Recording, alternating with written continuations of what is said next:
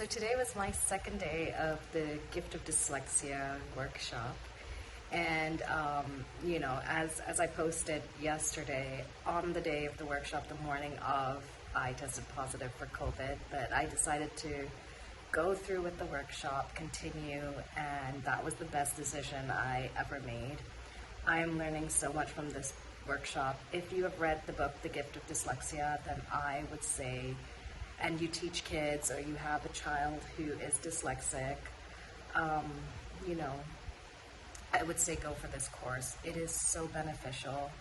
I have learned so much more in these 2 days.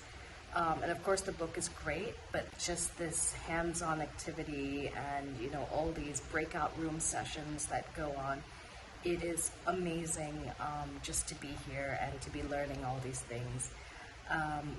Today we even made clay letters, so, ding, and, ding. So it was really fun, and then we get to take children through the process, and we get to practice with other participants in the course of like how we would take a client through the process, whether it be a child or an adult in this case. It's honestly so beneficial, and this is just day 2